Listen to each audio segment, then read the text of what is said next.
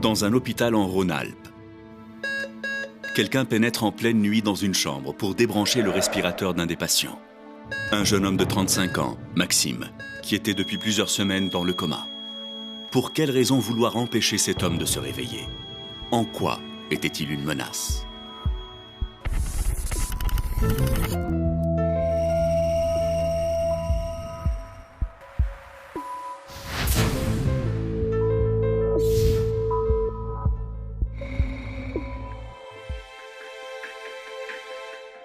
Ce drame débute 3 mois plus tôt, dans une brasserie d'Annecy, à l'endroit même où Maxime et Alexia se sont rencontrés il y a 10 ans. Est-ce que tu veux m'épouser? T'es sérieux, Maxime? Ah oui, je suis très sérieux, oui.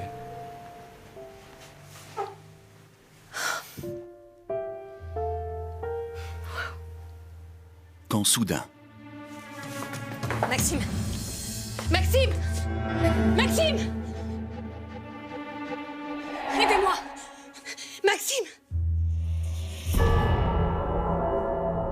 6 heures se sont écoulées depuis que Maxime a été transporté à l'hôpital. Une éternité pour Alexia, qui ne sait toujours rien sur son état de santé. C'est Lou, l'infirmière en chef, qui est chargée de lui annoncer la nouvelle. Comment il va? Il va s'en sortir, hein. Je vous en prie, dites-moi que c'est rien. Je peux pas vous dire ça, Alexia, c'est plus compliqué. C'est quoi? Une attaque cérébrale massive. C'est extrêmement rare, surtout à son âge. Le tronc cérébral est sévèrement touché. Mais je comprends rien, ça veut dire quoi? Son système nerveux ne répond plus. Il est plongé dans un coma profond et... les médecins ne peuvent pas se prononcer pour l'instant. Ça peut être temporaire comme... Comme quoi? irréversible. Ce soir-là, j'ai rien compris. Tout est arrivé si vite. Maxime, c'était un homme sportif, sain de corps et d'esprit, et comme ça, sans raison. Je peux le voir. Il est plus de minuit, les heures de visite sont... Venez. Discrètement.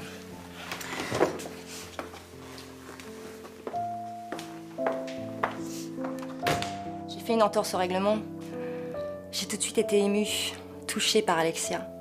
Si vous aviez vu son état. Elle aimait Maxime, d'un amour pur, ça se sentait. Je devais la laisser voir Maxime. Avant d'être infirmière, je suis humaine. Je pouvais pas lui interdire de voir son compagnon, c'était pas possible. J'ai rencontré Maxime, j'avais 17 ans. C'était mon premier homme, mon premier amour, mon premier tout. C'était à moi de trouver la force pour qu'il s'en sorte. Fallait pas que je me laisse aller. À deux, on est plus fort. Et je me disais que la médecine pouvait le sauver.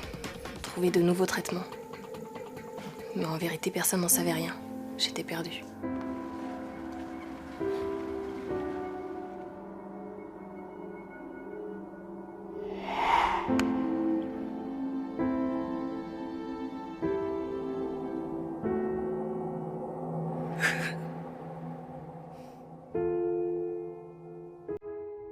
Chaque jour, Alexia se rend à l'hôpital et reste prostrée des heures entières aux côtés de Maxime.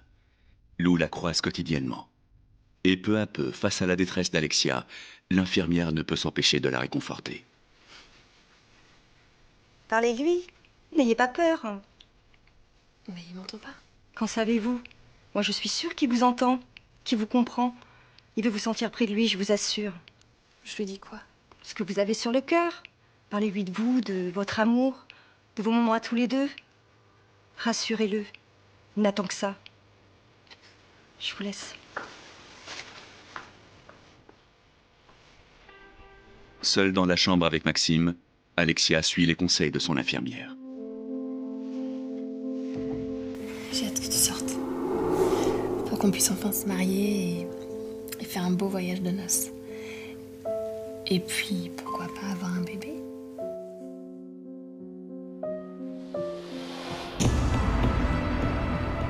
Maxime. Maxime, t'es réveillé? Tu m'entends? Maxime.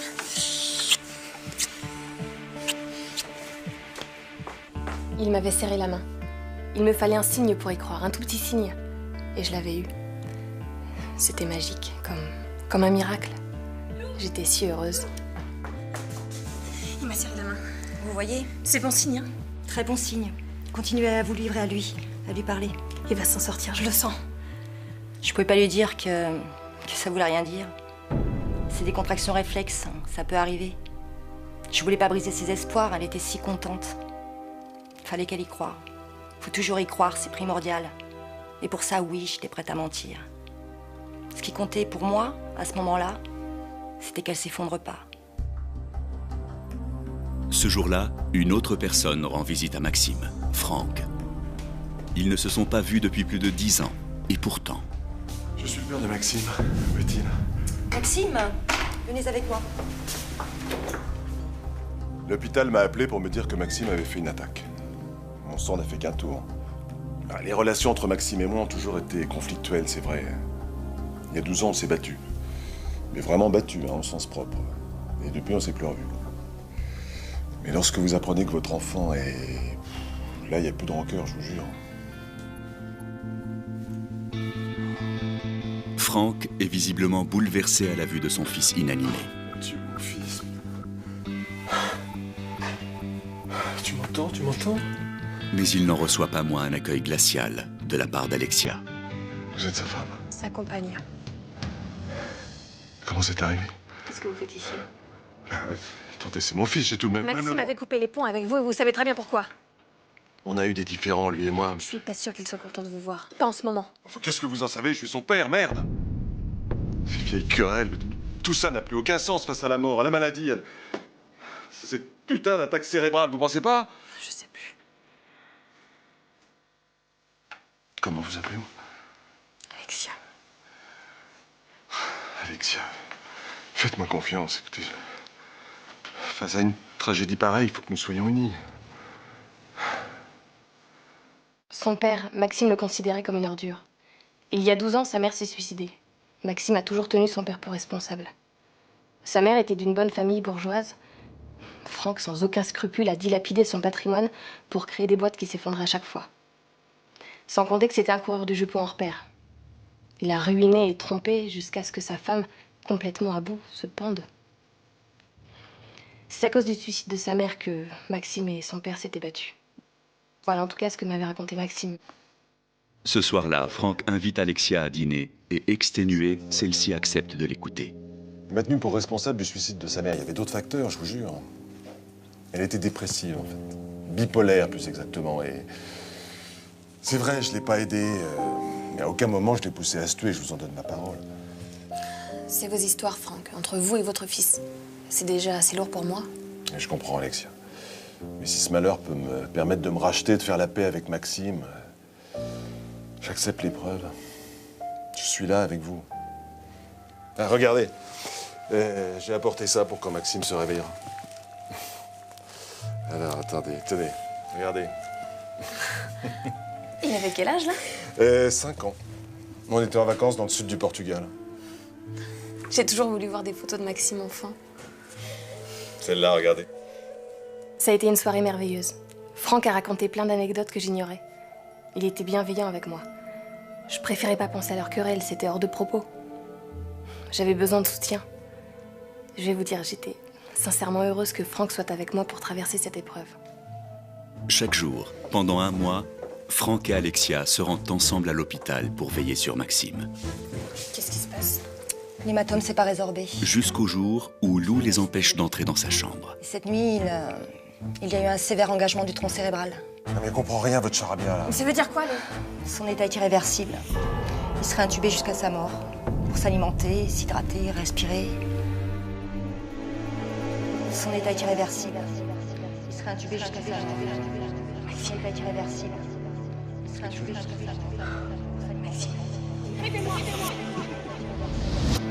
Il serait intubé jusqu'à sa mort. Pour s'alimenter.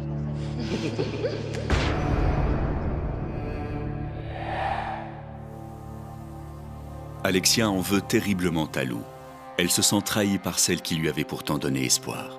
Continuez à vivre, Alexia. Mais arrêtez avec votre compassion de balle. Vous vous prenez pour qui, Mère Teresa ou quoi?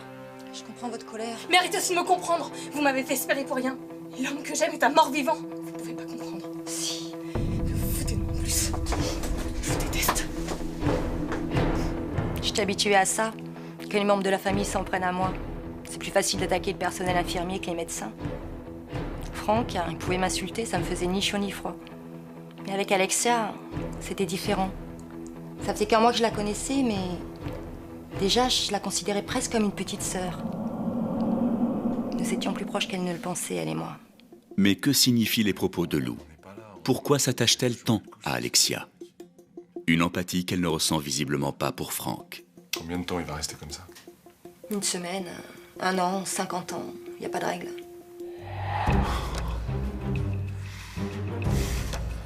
Faut le débrancher. Je peux pas faire ça. Mais qu'est-ce qu'on peut faire d'autre? Attends, légalement, on peut rien faire d'autre. Mais c'est quoi ces lois à la con? On peut même pas offrir une fin digne à mon fils? S'acharner à maintenir en vie un légume? Mon gosse n'était plus qu'un corps noyé sous des tubes. Un cadavre qu'on oblige à respirer. Pourquoi? Comment voulez-vous faire le deuil d'un mort qui n'est pas? Ce principe de la vie à tout prix, mais c'est une torture mentale. Hein. Un supplice pour ceux qui restent. Une absurdité. Franck veut-il vraiment offrir une fin digne à Maxime comme il le prétend? Ou a-t-il d'autres raisons de souhaiter la mort de son propre enfant? La révolte d'Alexia de la veille fait aujourd'hui place à l'incompréhension et au désespoir. Alors pour la soulager, Lou va une nouvelle fois outrepasser son rôle d'infirmière. Je suis votre amie, Alexia. Je vous prie de croire que votre douleur, je la comprends. Peut-être comme personne d'autre au sein de cet hôpital. Comment je vais faire? Je vais être honnête avec vous. Ça va être très difficile pour vous de retrouver une vie normale, de vous reconstruire tant qu'il sera là. Qu'est-ce que vous voulez dire? J'ai vu des maris, des mères, des enfants enfermés dans un deuil impossible tant que l'être aimé était encore en vie. Les lois sont mal faites, je vous assure. Écoutez-moi bien, Lou. Je sais pas ce que vous voulez me dire, mais je m'en fous. La seule chose qui compte, c'est que Maxime est encore là, c'est clair? Je veux qu'il reste. Au moins, il est près de moi. Je l'aimerai toujours, dans n'importe quel état. Je vous comprends, Alexia, vous pouvez pas savoir à quel point. Je vais vous raconter une histoire. Venez, je vous invite à dîner. Qu'est-ce que vous voulez me dire par là? Les lois sont mal faites. C'était bizarre de dire ça pour une infirmière, non? On devait faire quoi? Débrancher Maxime?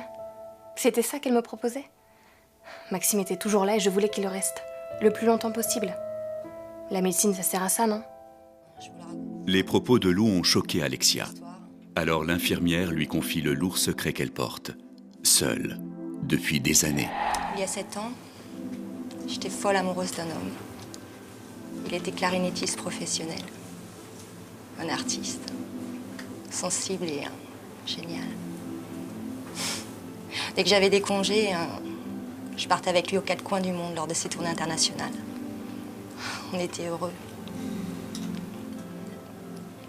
Et puis un jour, on lui a diagnostiqué une maladie neurodégénérative. Ça a été foudroyant. En 1 mois, il avait perdu toute la motricité de ses membres.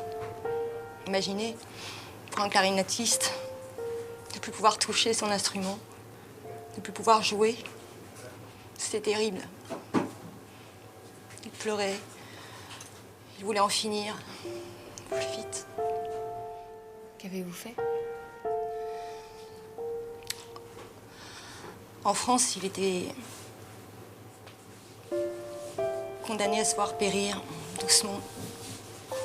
Alors j'ai décidé de respecter sa dernière volonté. J'ai rempli des tonnes de documents. Plus de 6 mois d'absence et toujours plus de paperasse. Jusqu'à ce que une clinique l'accepte en Hollande. Il s'est fait euthanasier. Douceur. Il avait 35 ans et il est parti en souriant. La vie continue, Alexia. Vous n'avez même pas 30 ans. Je préfère être morte. J'ai plus envie de vivre. Ne dites pas des choses comme ça, arrêtez. Vous me faites du mal. Si quelqu'un devait partir, c'était Maxime. Mais légalement, on pouvait rien faire. Impossible d'abréger son état. Maxime n'était plus qu'un légume. Un poids. Une entrave à la reconstruction de mon ami. Alexia devait faire le deuil. Mais comment faire le deuil quand la personne que vous aimez est encore en vie? C'était ça le problème. Dans la volonté d'agir pour le bien d'Alexia, Lou serait-elle capable de transgresser les règles de la déontologie médicale? Une semaine s'est écoulée depuis que l'espoir s'est envolé pour Maxime. Alors qu'il erre jour et nuit dans l'hôpital, ce matin-là, Franck passe un coup de téléphone à un de ses créanciers, sans s'apercevoir de la présence de Lou. Mais je vais vous le rendre, votre argent. Mais attendez un peu, je vais me refaire. C'est juste une question de temps, quoi. Merde, faites-moi confiance.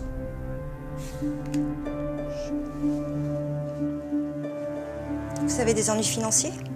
Mêlez-vous de ce qui vous regarde. Dites-moi, pourquoi êtes-vous revenu voir votre fils après 10 ans d'absence? Mais qu'est-ce que vous insinuez, là? Rien, je vous posais juste une question. Excusez-moi, un patient m'attend. Quand quelqu'un est dans le coma, il y a toujours des histoires d'argent qui ressurgissent. Le père avait besoin d'argent, le fils en avait, et beaucoup. Alors bien sûr que c'était pas mes affaires, mais Alexia était mon amie. Je me devais de la protéger. Franck ne m'inspirait aucune confiance. Je devais mener ma petite enquête. C'est ce que me disait Maxime. Mais Aussitôt seul avec Alexia, Lou essaye en effet d'en savoir plus et arrive à obtenir quelques informations.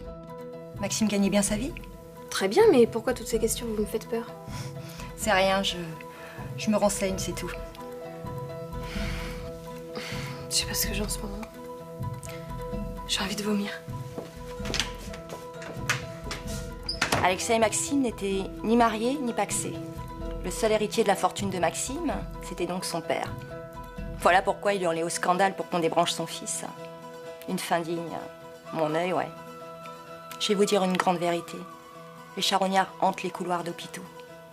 Alexia était trop naïve pour voir cette vérité en face. Heureusement que j'étais là. Franck, je l'avais à l'œil. Le même jour, inquiétée par ses nausées à répétition, Alexia décide de faire un test de grossesse. Et ce qu'elle redoutait tant se confirme.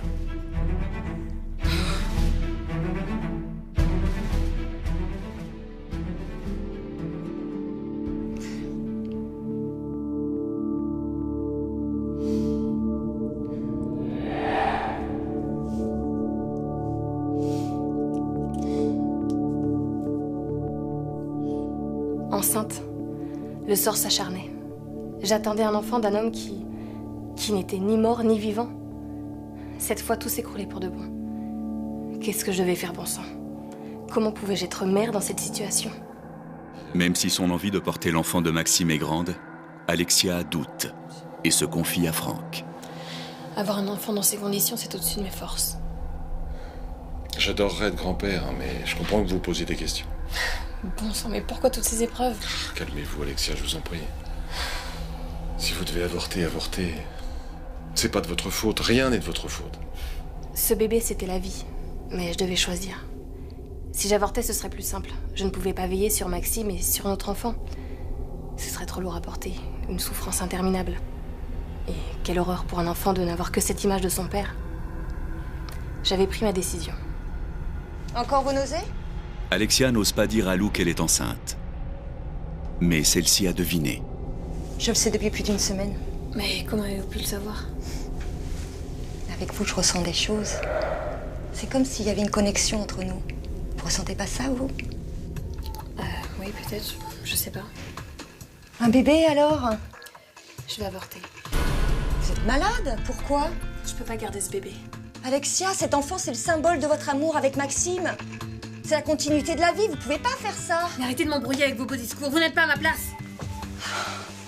Maxime est mort, Alexia. Ce n'est pas Maxime, c'est un corps. Mais vous vous trompez. Vos tubes le font respirer, le font bouffer, le font chier. Maxime est bel et bien vivant. Gardez cet enfant, je vous en prie. Mais moi aussi, je le veux. Je le veux tellement. Vous pouvez pas imaginer. Mais avec Maxime dans cet état, c'est pas possible. 1000 fois, je me suis posé la question. 1000 fois, j'ai retourné ça dans ma tête. Ce soir-là, je me suis dit que Franck et Lou avaient peut-être raison. Peut-être qu'il valait mieux débrancher Maxime. Pour lui, pour moi, pour tout le monde.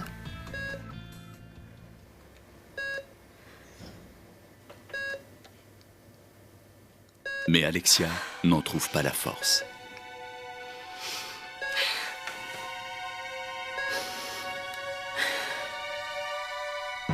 Alexia est toujours décidée à se faire avorter. Mais Lou, qui ne comprend pas son choix, fait une ultime tentative pour l'en dissuader. Que vous a conseillé, Franck? Contrairement à vous, Franck me soutient. Ça m'étonne pas. Ah bon, et pourquoi? Il croule sous les dettes. Je l'ai surpris au téléphone avec un de ses créanciers. Et alors? Et alors, si Maxime meurt, il touchera tout l'héritage. Et vous, vous aurez rien. C'est pour ça qu'il est revenu après 10 ans d'absence. Pour le fric. Le seul moyen de le contrer, c'est que vous gardiez l'enfant. C'est le bébé qui deviendra le seul héritier. Mais vous êtes complètement parano. Franck est adorable. Il m'aide, me soutient. Il me comprend vraiment, lui.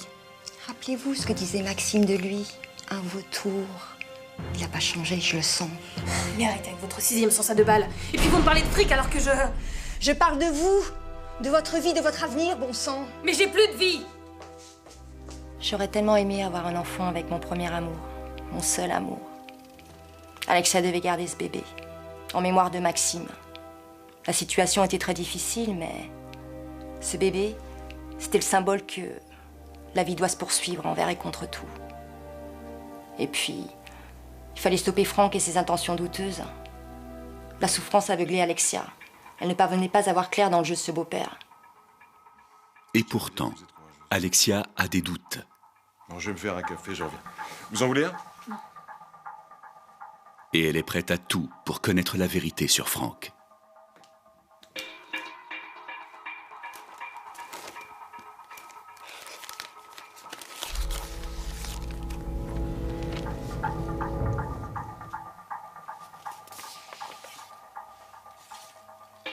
Les documents qu'elle découvre donnent raison à Lou.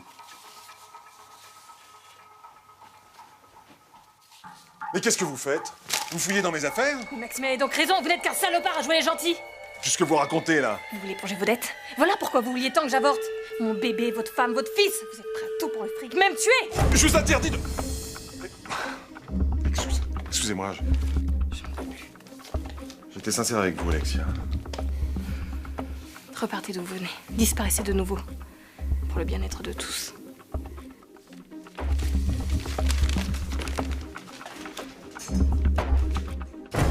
Ça m'a fait une peine terrible de voir qu'Alexia pensait que j'étais un salaud. Que je voulais qu'elle avorte pour toucher l'héritage. Alors j'ai fait semblant de partir le temps qu'elle se calme. J'avais pas l'intention de laisser Maxime comme ça. Fallait que quelqu'un l'aide à partir dignement. Dans environ une semaine, le respirateur de Maxime sera débranché. Un acte passible de prison pour celui qui le commet. Mais qui osera enfreindre la loi? Et s'agira-t-il d'un acte d'amour ou de trahison?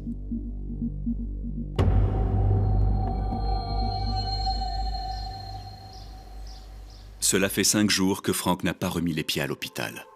Entre Alexia et Lou, les relations sont devenues plus froides. Mais ce jour-là, la jeune femme a besoin de se livrer. J'ai rendez-vous demain. Rendez-vous? À la clinique. Vous êtes sûr de votre choix? Oui. Pourquoi me l'avoir dit? Je voulais vous tenir au courant. Depuis le départ de Franck et mon altercation avec Lou, j'étais seule. Complètement seule.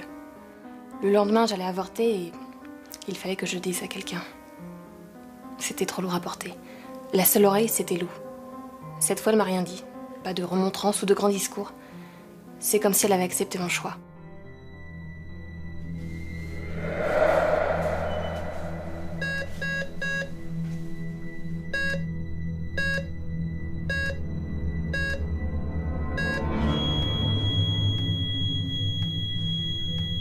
Mais les apparences peuvent être trompeuses.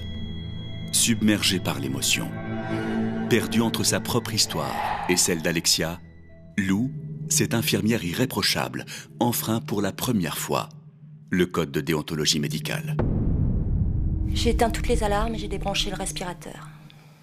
En faisant cela, je savais ce que je risquais. Je savais que je serais radiée de la profession pour toujours. Pourtant, c'était la meilleure décision. Pour Alexia et aussi pour Maxime. Je ne regrette rien. La vie doit continuer, quoi qu'il advienne.